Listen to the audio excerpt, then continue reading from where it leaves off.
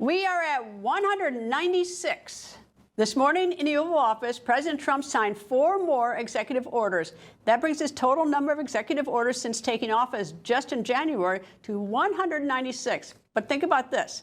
That is 49 more than President Obama signed in his first entire 4-year term, 34 more than President Biden signed in his entire term. Today's executive orders focused on ending cashless bail in D.C. and prosecuting the burning of the American flag. Here's the president. Somebody kills somebody, they go in, don't worry about it, no cash, come back in a couple of months, we'll give you a trial. You never see the person again. And, I mean, they kill people and they get out. Cashless bail. They thought it was discriminatory to make people put up money because they just killed 3 people lying on a street. Any street, all over the country, cashless bail. We're ending it, but we're starting by ending it in D.C., and that we have the right to do through federalization. It's what happens when you burn a flag is the area goes crazy. If you have hundreds of people, they go crazy. You can do other things. You can burn this piece of paper. You can, but when you burn the American flag, it incites riots. You burn a flag, you get 1 year in jail. You don't get 10 years, you don't get 1 month. You get 1 year in jail, and it goes on your record. And you will see flag burning stopping immediately. After that executive order signing wrapped up, the president hosted another world leader at the White House. This time, it was the president of South Korea, Lee Tae-myung. Here are the 2 world leaders in the Oval Office. We do a lot of trade with South Korea, as you know. We are thinking about contracting some ships.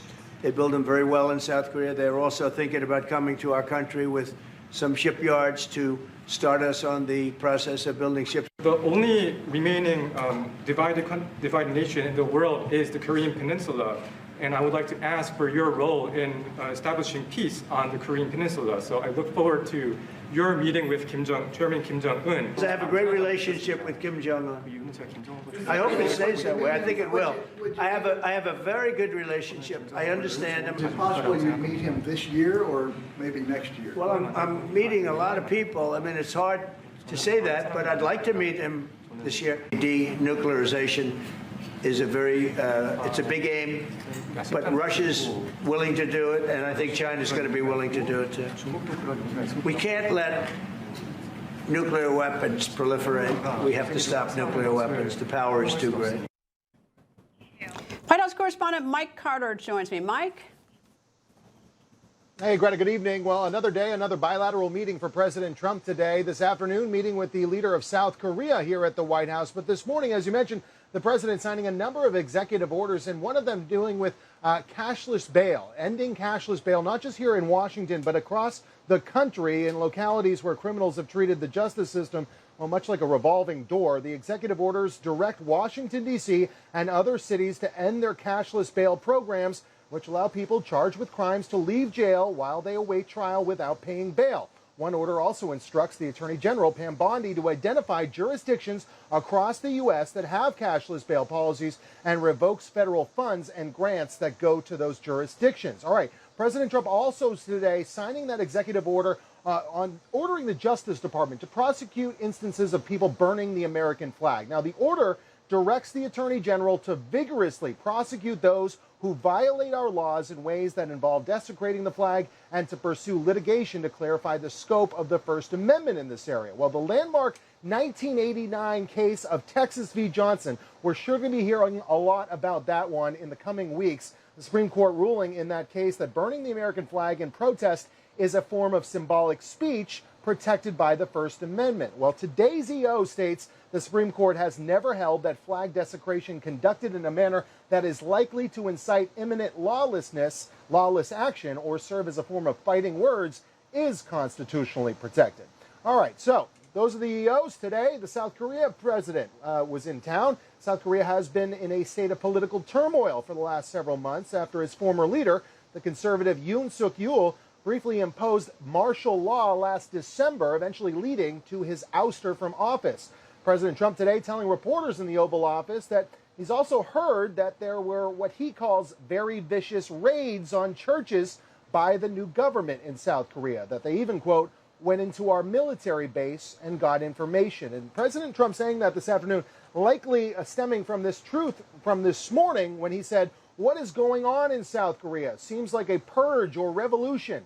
We can't have that and do business there. Well, the U.S. is doing business with South Korea. A new $150 billion U.S. shipping package just went through as part of the new trade agreement. President Trump also asked today if he would consider reducing the numbers of American troops stationed in South Korea as part of the Mutual Defense Treaty. That goes back to the Korean War. And if those military members were needed elsewhere in the world, were likely to protect Taiwan or from Chinese aggression. That's something that many in South Korea, Greta, have been opposed to. And you just heard from the president there saying he looks forward to meeting with Kim Jong-un, maybe in the near future. And this is something that we heard from the South Korean president today saying, look, under the President Trump's leadership in his first term, the Korean Peninsula anyway, was relatively stable and has not been for the last several years. But this military base and possibly using U.S. military elsewhere outside of South Korea came up in the Oval Office this afternoon. Take a listen. Look, we have a lot of people over there. We have over 40,000 troops in South Korea. As you know, South Korea agreed to pay for that during my last term. And then when Biden came in, they complained to Biden that I wasn't a nice person. And he agreed not to pay. He gave up billions of dollars. We were getting paid billions of dollars. But then Biden ended that for whatever reason. And maybe one of the things I'd like to do is ask them to give us ownership of the land where we have the big fort. You know, we spent a lot of money building a fort. And there was a contribution made by South Korea. But I would like to see if we could get rid of the lease and get ownership of the land where we have a massive military base. President of South Korea today saying that Kim Jong-un has increased his nuclear capabilities over the last several years, and he hopes that President Trump can meet with Kim Jong-un in the near future to help resolve that growing unsettlement there.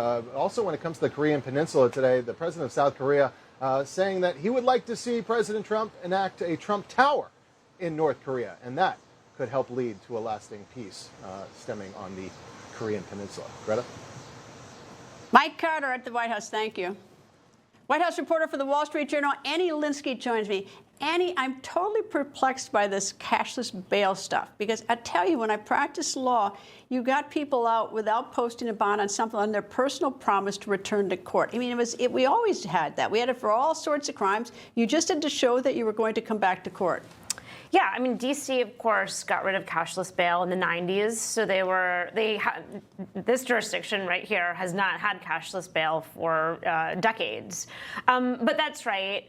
It is a tradition, and it's the law, the rule in a lot of places. But there are advocates who point out that it creates a lot of inequality, so that if two people, as we were discussing earlier, were both arrested with stealing a sandwich, and one of them had the means to post their bond and another did not, one could end up walking free while the other was locked up, even though that one who's locked up is still presumed innocent and has not actually been, officially proven that they committed a crime. I think this is the problem with the judges, not the laws. I mean, the judges make a decision what to release the person on and what condition. And if you think someone is dangerous, depending on the statute, you can impose a high bond because you think a high bond, or if you think the person is particularly dangerous, you can hold them. And so I don't know why new statutes make any bit of difference, since judges have always had the discretion to hold people if they can establish not excessive, based on the fact that the person is not likely to return to court or the person is dangerous. Yeah, that's right, Greta. And when you listen to President Trump today tick through some of the examples that were so egregious, that was also my first thought is, my goodness, what judge allowed some of these people to go back into the community? So, I do think that seems to be an appropriate place to put a lot of examination. Yeah, we should put the attention on these judges. I mean, I'm getting more and more sour on these judges as I watch all these trials across the country. And I, of course, for a long time, had great respect, and I'm losing some respect for at least some. All right, let me turn to the flag burning. The president says that there's a Supreme Court case that says that flag burning is free speech, and we all admire free speech in the First Amendment, but he's put an exception if it's likely to incite imminent lawlessness. And I don't know how in the world any prosecutor going to prove that? How do you make that determination? Yeah, I think some of what the president was talking about is, burning a flag, as odious as that is, or desecrating a flag in some way, is protected. The Supreme Court has been very clear on that. But oftentimes there are other crimes that are being committed at the same time. For example, in D.C., you saw people pulling down an American flag that is property. Well, that's trespass. That's vandalism. And it's also potentially theft. Theft, you're indeed. So these are other laws that exist that are on the books that the president is telling Pam Bondi, the Attorney General, to prioritize these sort of crimes that sort of are committed around that act. But he's also saying, look, can the Attorney General take some of these courts to case and see if there could be a different decision, see what the boundaries are of this. I think it's sort of interesting about this whole issue about paying for the troops in South Korea. South Korea is at the mercy of North Korea. They are nuclear armed, plus they have something like 30,000 artillery weapons pointed at South Korea along the DMZ, and it's only like 20 miles. Seoul is like 20 miles from the border, and they are in deep trouble. But it's a robust economy, yes, and maybe they ought to start paying a little bit more for themselves. Well, Greta, it's a robust economy in part because they do not have to spend the money on defense Good point. that the United States is spending on their behalf. This has been an issue that has gone back, well before Trump and well before Biden, and it's been a source of complaints for many U.S. administrations. But that economy is very much propped up by the security guarantee that the United States provides. And of course, North Korea, which I've been fortunate to go 3 times, which is probably the oddest place I've been to in my whole career.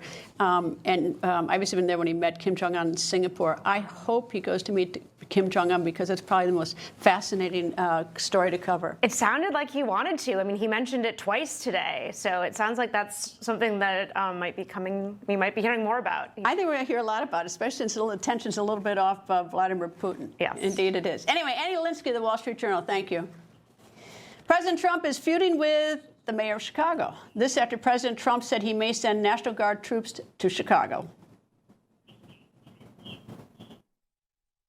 After we do this, we'll go to another location and we'll make it safe also. We're going to make our country very safe. We're going to make our cities very, very safe. Chicago's a mess. You have an incompetent mayor, grossly incompetent. And we'll straighten that one out probably next. That'll be our next one after this. And it won't even be tough. Chicago Mayor Brandon Johnson is certainly not fond of this idea. Yesterday, the mayor was on MSNBC where he made these remarks. The president has spent hundreds of millions of dollars to arrest 9 people in D.C. We're not going to surrender our humanity to this tyrant. I can tell you this. The city of Chicago has a long history of standing up against tyranny, resisting those who wish to undermine the interests of working people. We're not going to back down. We're not going to cower. We're not going to bend. We're not going to break. We are Chicago. We are the soul of America, and we will maintain that posture from now until. And of course, as you might have guessed, the president fired right back. Earlier today, President Trump responded to those comments. Here's the president. I watched as a very incompetent mayor from Chicago said, well, what do they know? They only arrested 9 people. I said, 9 people? We didn't arrest 9 people. As you all know, Chicago's a killing field right now. And they don't acknowledge it. And they say, we don't need him. Freedom, freedom. He's a dictator. He's a dictator. I hate to barge in on a city and then be treated horribly by corrupt politicians and bad politicians, like a guy like Pritzker. He ought to spend more time in the gym, actually. This guy is a disaster. Speaking of Pritzker, this afternoon, Illinois Governor J.B. Pritzker also got into the action. He held a press conference.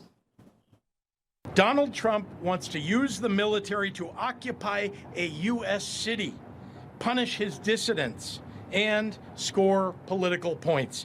If this were happening in any other country, we would have no trouble calling it what it is, a dangerous power grab. Coming up, a new investigation in Gaza. That one, the record continues.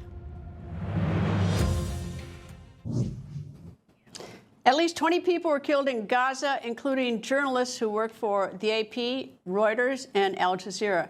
The deaths followed 2 Israeli strikes on one of the main hospitals in the Gaza Strip.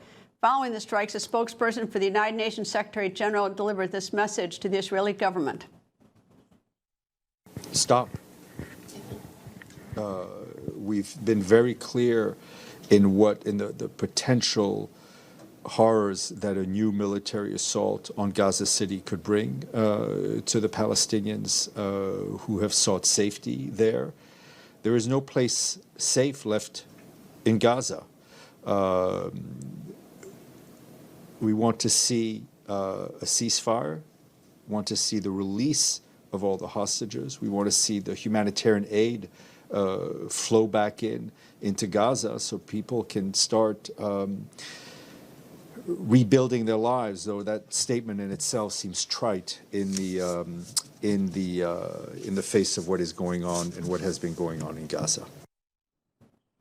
Meanwhile, in Yemen, Israeli airstrikes hit a fuel station in Sinai, which is the capital of Yemen. A Houthi official says 6 people were killed and nearly 90 others were wounded. The attacks are the latest in a year of strikes and counterstrikes between the two sides. Middle East correspondent Zach Anders joins me from Tel Aviv, where it is 1:18 in the morning. Zach? Well, good evening, Greta. Now, covering war zones myself, what is most staggering about this strike in Gaza is that it was what we call a double tap hit. It's when in a certain amount of time, usually 10, 15 minutes pass, and the same location is hit again. And that's significant because that's usually about how long it takes for emergency responders to reach the scene. And that's what we saw here today at Nasir Hospital in southern Gaza. Of course, this was a hospital. People were already on the site to try and help. I was actually standing about 1.5 miles away from this hospital and this strike when I was in Gaza on Friday, very close to this location. And we've learned that this strike has, of course, as you mentioned, killed multiple journalists hired by international news agencies. Now, we do warn some of these images are disturbing. Arab television channels were on scene and carried the images live as the second strike consumed the rescue workers who you see here in the middle of the television image, disappearing in the smoke of that second strike. And there's also a second angle of a cameraman who captured showing the inside of this hit. And again, that's equally difficult here as they were on the balcony and then the screen goes black and you see the smoke and debris. It's unclear exactly how many more were killed here in that second strike. In total, it's believed at least 20 are dead. Several hours after the dual strikes, the Israel Defense Forces said in a statement that it regrets any harm to uninvolved individuals and does not target journalists. IDF spokesman Effie Defrin later released this video message. We are operating in an extremely complex reality. Hamas terrorists deliberately use civilian infrastructure, including hospitals, as shields. They have even operated from the Nasser hospital itself. Our colleagues at the Foreign Press Association have released the following statement that reads in part, quote, "This has gone on far too long. Too many journalists in Gaza have been killed by Israel without justification. Israel continues to block international journalists from independent access to Gaza. This must be a watershed moment. We appeal to international leaders, do everything you can to protect our colleagues. We cannot do it ourselves." This strike is only the most recent in what has been a long list of mistakes the IDF themselves has admitted should not have happened, including April of last year when the IDF targeted a 3-car convoy of World Central Kitchen vehicles, killing 7 aid workers, which included Australian, British, Canadian, and American volunteers. In this war, the IDF has admitted to mistakenly opening fire on an ambulance crew with their emergency lights on, killing innocent paramedics. Prime Minister Netanyahu declared an airstrike that killed dozens of civilians in May of last year, a, quote, tragic mistake. And the IDF has also admitted to erroneously shooting 3 Israeli hostages when they emerged from their captivity searching for their own escape. Of today's strike on Nasir Hospital, we still have not been told by the IDF who the intended target was or why a double tap strike was used. But I've been told by sources here that it was not an airstrike, that this was a tank crew that was firing shells on that location and fired 2 shells in about the span of 10 minutes.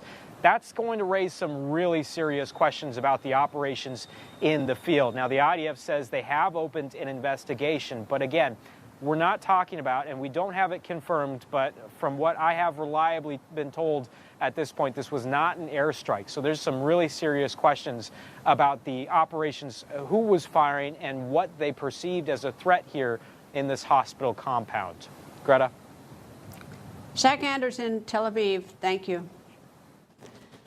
Back in 2018, I did a documentary on the Rohingya refugee crisis, a genocide. In 2017, the Rohingya were forced to flee their homes in Myanmar in a brutal military crackdown by the Buddhist majority in Myanmar. That was 8 years ago. Today, 1.3 million Rohingya remain refugees. Most are living in a barbed wire fenced-in area in Bangladesh. Leaders there are urging the international community to help the Rohingya. The Kutupalong refugee camp in Bangladesh has become the largest refugee settlement in the world. Children make up half the refugees now living in Bangladesh. UN investigators call what happened to the Rohingya a textbook example of ethnic cleansing. The United States in 2022 called it genocide. Bangladesh says it is running out of resources to support the Rohingya refugees and is no longer able to sustain the crisis. The refugees live in crammed bamboo shelters, aid is dwindling, schools are closed, and there is little hope of return to their homes in Myanmar. It is a humanitarian crisis. Coming up, Mother Nature can be mean, very mean. We're going to show you when the record continues. The Donna Adelson murder trial resumed today in Florida. She is the wealthy matriarch accused of hiring hitmen to kill her ex-son-in-law, Professor Dan Markle. Today, Adelson's daughter, Wendy, took the stand. She was involved in a custody dispute with the victim. Prosecutors say this was the motive for Markle's murder. The Florida State University law professor was murdered in 2014 in his driveway. Prosecutors painted Adelson as an overprotective matriarch and the mastermind behind the murder. She has pleaded not guilty and is the fifth person to be charged in the murder of Professor Dan Markle. 4 others have been convicted, including her son, Charlie Adelson, and his ex-girlfriend. Others convicted were the 2 hitmen who carried out the murder. Lawyer and anchor for Court TV, Julia Janae, has been carefully following this murder trial. She joins me. What happened today?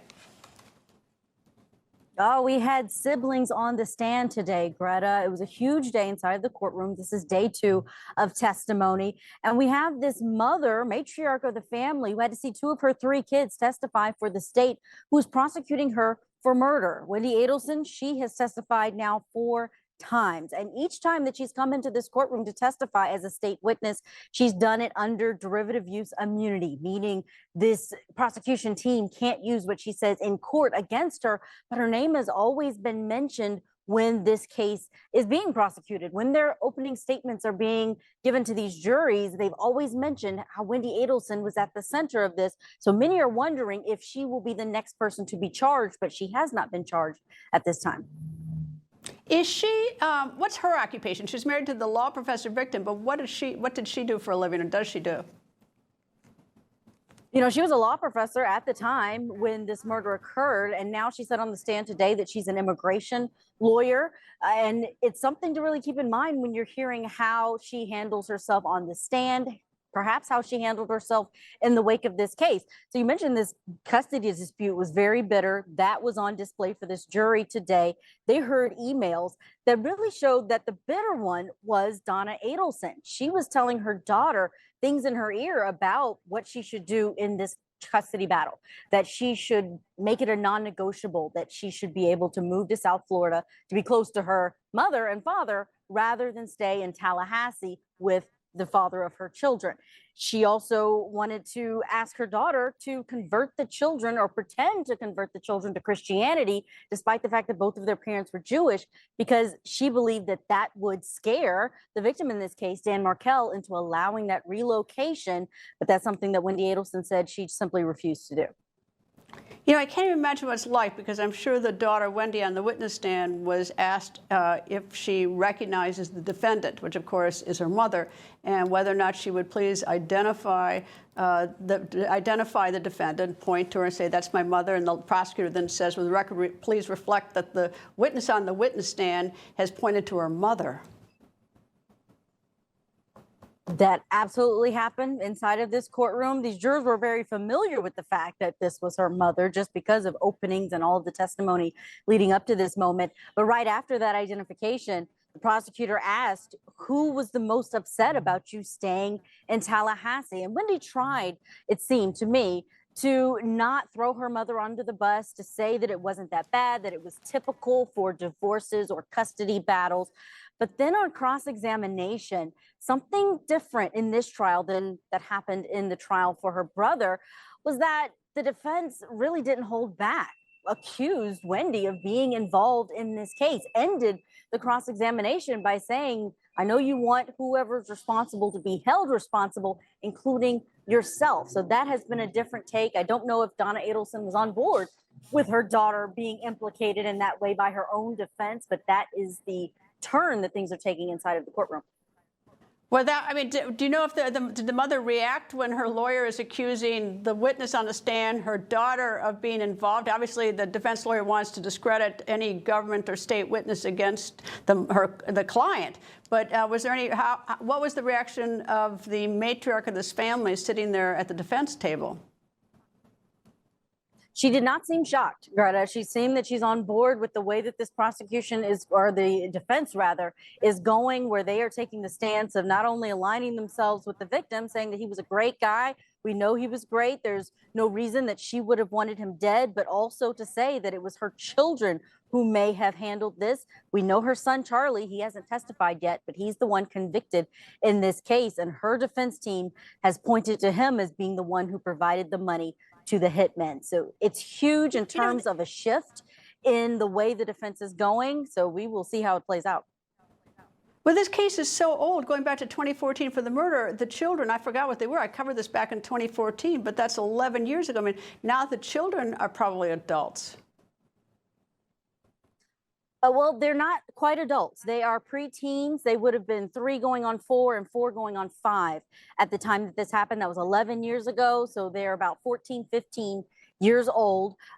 They've been kept out of the media. Wendy has definitely been very adamant about their privacy. She even thanked the prosecutor at one point during her direct examination when the prosecutor said, here's a photo I need to show you to identify, but I've blurred your children. She said, thank you for doing that. And that seems to have been very important to Wendy throughout this. She also has kept a low profile throughout this. And we learned today she hasn't spoken to her mother since 2023, back when her mother was arrested. And I mentioned that there were siblings on the stand today. We had a witness that we haven't seen before ever testify, and that's the oldest son of Donna Adelson, who was estranged from her, fell out with his family over a marriage that they didn't want him to go through with. But he testified today saying that his mother was controlling and over-involved in her children's lives. And he said that when all of this happened, she told him to not talk to police. When he told her, I already have, she said, well, you don't know anything anyway. Court TV's Julia Janae, come back tomorrow. I want to hear what happens tomorrow. Thank you. Coming up, fires in wine country. That when the record continues. At 3 p.m. local time this afternoon, a powerful typhoon made landfall in Vietnam. Typhoon Kajiki barreled into eastern Vietnam with wind speeds of 82 miles per hour. You can see huge waves making their way onto the streets. Homes were flooded and trees were uprooted. So far, more than 40,000 people have been evacuated. Meanwhile, California has another crisis on its hands. A fast-spreading wildfire is burning through Napa County, which is in Northern California. The fire broke out on Thursday around 3 p.m. local time and is still moving with no end in sight. Battalion Chief at the California Department of Forestry and Fire Protection, Curtis Rhodes, joins me. Good evening, sir. And I want to start first. Has anyone been hurt? There have been no reported injuries on this incident so far, thankfully. Sir, what started this fire? The fire is currently under investigation at this time. Our field personnel are working diligently to work on the cause of the origin. Once that information comes out, we will get that out to the public as soon as possible. Do you have any reason to believe it's arson, or is it a situation where lightning hit dry trees? I mean, are you suspicious that there could be a criminal involvement? We don't have any of those suspicions at this time. Our number one priority is working this incident, keeping the community safe, and getting people back into their homes as quickly as possible. How many people have had to evacuate the area? I know you don't know the exact number, but can you give me an estimate of what's going on for the people in the area? Yeah, we still currently have approximately 500 homes that have been impacted by this wildfire. Our crews are working diligently to firm up the containment lines so we can work to get them back in. Fortunately, with the change in the weather yesterday, we were able to get some good handline construction on the western end of this fire. that was able to allow us to mitigate some of those evacuation orders and reduce them to evacuation warnings. So good progress is currently being made at this time. When you said 500 homes were impacted, when we saw fires that impacted down in Southern California, those recent fires, it just means they're burned to the ground. When you say 500 homes impacted here, are you just saying that they're in a range where you need to get people evacuated, or have homes, structures burned to the ground? Yeah, so we don't have any structures that are damaged or destroyed currently. However, with this fire burning in the location that it is, we want to take the proper precautions, get our folks in there, let people warn early on getting out properly until we can get containment efforts in there and firm up those lines and have some good mop up going on. We want to keep people out of the hazard zone, so we're going to continue to work the heavy equipment in there. We don't want to lift those early and put people in any hazardous situations, as we do have bulldozers working in around those homes to firm up containment lines. A lot of our personnel are working out in the roadway currently. So we're working diligently to get those people back in. However, until we get those containment lines in, those structures would still be considered threatened, but they are not immediately impacted by this fire. Well, I assume your biggest wish would be for rain, and your biggest fear is wind and breeze. What's the weather report for the next couple days?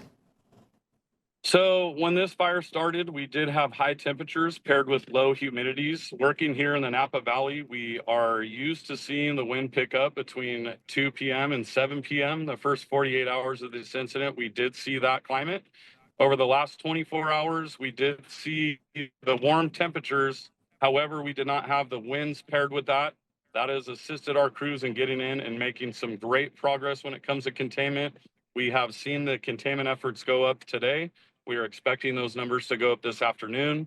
Fortunately, looking at the weather forecast, the next 24 to 48 hours should show that same progress, with the temperatures going down to about 80 degrees from what we've seen in the past 48 hours in the high 90s. And we do not see any of those winds being an impact to this incident over the next 48 hours. Curtis Rhodes, good luck, sir. Good luck, Chief. Thank you, ma'am. Appreciate you having us on today. Thank you, sir. Coming up, Secretary of Homeland Security Kristi Noem says Kilmar Abrego Garcia is a gang member, a child predator, and he needs to go. Noem joins me to discuss the case. That when the record continues. Kilmar Abrego Garcia, the illegal immigrant who was deported to El Salvador Supermax prison, then returned to the United States, then arrested and charged in Tennessee, and then on Friday released on bail to house arrest in Maryland, he's back behind bars. As a condition of his release from jail in Tennessee on Friday, he was required to check in at ICE in Baltimore. He did, and he was detained, and he was taken to Virginia. Abrego Garcia came to the United States illegally in 2011. He was sent to El Salvador Supermax prison, but then after 83 days in El Salvador, on June 6, he was sent back to the United States. Then he was indicted in Tennessee for charges related to human smuggling and then taken into custody in Tennessee. Last week, Abrego Garcia declined a plea offer in Tennessee that, had he taken it, he would have done some time in Tennessee for the human smuggling charges he faces there and then deported to Costa Rica. But now immigration officials plan to deport Abrego Garcia to Uganda. Uganda has agreed to accept certain deportees from the United States. Here's what lawyers for Abrego Garcia said earlier. Mr. Abrego Garcia has filed a new lawsuit in the Federal District Court for the District of Maryland, challenging his current confinement and challenging deportation to Uganda or to any other country unless and until he's had a fair trial as in an immigration court, as well as his full appeal rights. And just a short time ago, a United States District Court Judge, Paula Zines, temporarily blocked the United States from deporting Abrego Garcia. The judge has ordered a hearing on Abrego Garcia's suit challenging his deportation. It's unclear how long this temporary block will last. Former Governor of South Dakota, now Secretary of Homeland Security, Kristi Noem, joins me. Nice to see you, Madam Secretary. Yes, great to be with you, Greta. Thank you for inviting me. For starters, he's not here legally in this country. Is that right? I mean, that's where this sort of starts. That's correct. And he is off the streets. Thanks for all the work that President Trump has done and the people he's put in place who enforce our laws. This man is suspected terrorist known to affiliate and be friends with MS-13 members, spend time with them, has been arrested before and suspected of human trafficking, extremely dangerous individual, a known wife beater. This is someone that should never be free in the United States of America, and bringing him to justice is incredibly important to the safety of the American people. So why is he still here? You know, I would say because the liberals and the left and elected Democrats and activist judges have gone to the mat defending this terrorist, an individual who was out there partnering with other criminals to break the law and to create criminal activities against vulnerable Americans. They have stood with him and fought for him just to oppose President Trump. I am just shocked every single day by the amount of individuals that are extreme extreme liberals who are opposed to President Trump that just stand with him because of their opposition to this administration. So I'm hoping that we can continue to keep him detained, that he will be brought to justice for his crimes, and that continuing the American people will recognize how President Trump fights for their safety each and every day. It seems to me that he's now detained, right? He's been detained by ICE, and his lawyer says that they want a trial. They got a temporary pause on this in the sense that you can't deport him from the United States today. He's getting an immigration trial. But he is going to be locked up until he gets this immigration trial. Is that is that your expectation? He's off the streets today, Greta, which means the American people are safe. But we are really hoping that he will continue to face penalties for what he has done, and the dangerous individual like he is will never be allowed to roam free here in the United States of America. And remember, he's not a U.S. citizen. He was never here legally to begin with, and he shouldn't be. And we will continue to use every single enforcement action that we have available to us to make sure that he's held accountable to that. Well, he had a plea offer in Tennessee, and as a former criminal defense attorney, as I look at it, I think, he might have been wise to take that, because he did get caught when he did get arrested with people in his car, and that whole human smuggling charge. And so he'd have to do some time from then. I mean, he's still got to answer to that at some point, I suspect. And so, he would have, do some time, and then he would be deported to Costa Rica. Now he risks deportation to Uganda, and apparently his lawyer doesn't think he should go to Uganda, so it's gotten a little complicated.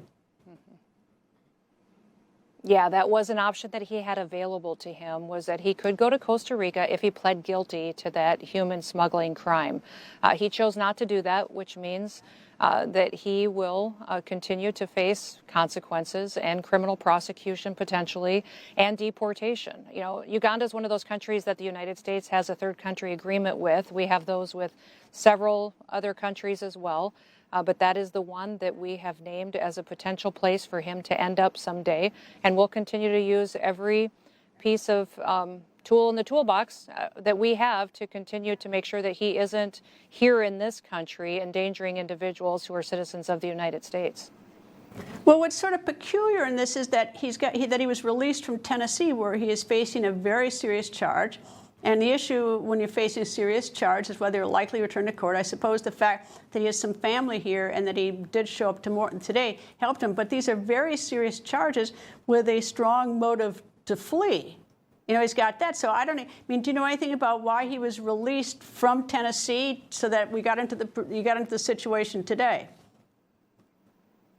Well, he showed up for his hearing today.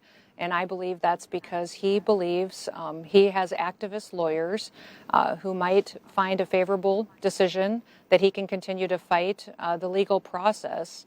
But we will continue to use everything that we have to make sure that not only are we using the immigration proceedings to remove him to the United States, but that if he does stand trial for his crimes, that the evidence is brought forward and his history is brought forward so that it can be utilized to tell the true story about who Abrego Garcia is. A known MS-13 member, friend, hangs out with them consistently and did before he was incarcerated, detained by ICE.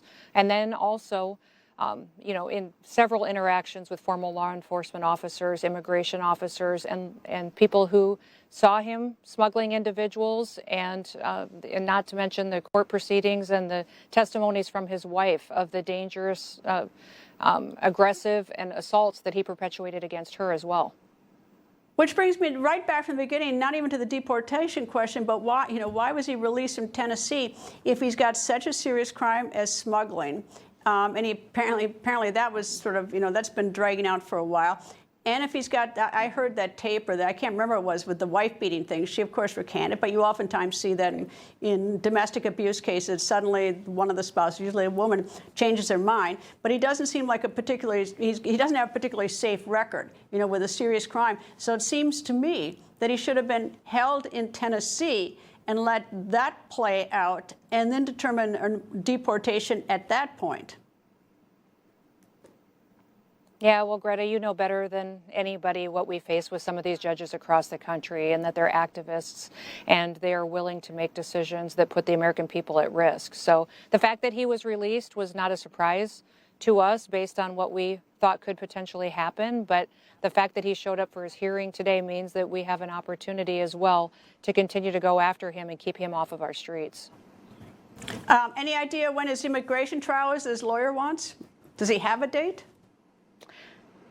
I don't think there's been a date officially announced yet, but we're hoping it's sooner rather than later so that we can get a resolution to this. Remember, this is no Maryland father, no Maryland man. This is not the average, typical person that the Democrats and elected officials have said and tried to portray that he is. He is a terrorist. He is a wife beater. He is someone who has trafficked individuals and even solicited minors for nude pictures and for pornography. He's a horrible individual who needs to be held accountable for his crimes. Secretary of Homeland Security Kristi Noem, thank you. Yep, thank you, Greta. Have a good night. Coming up, what Queen Elizabeth would have loved. That when the record continues. In Lithuania, more than 110 corgis from around the world competed against each other. They showed off their talents in multiple contests. Up first, the costume contest. Next, a solo sprint with those little short legs. And then a challenge to see who has the mightiest voice. That, of course, means barking.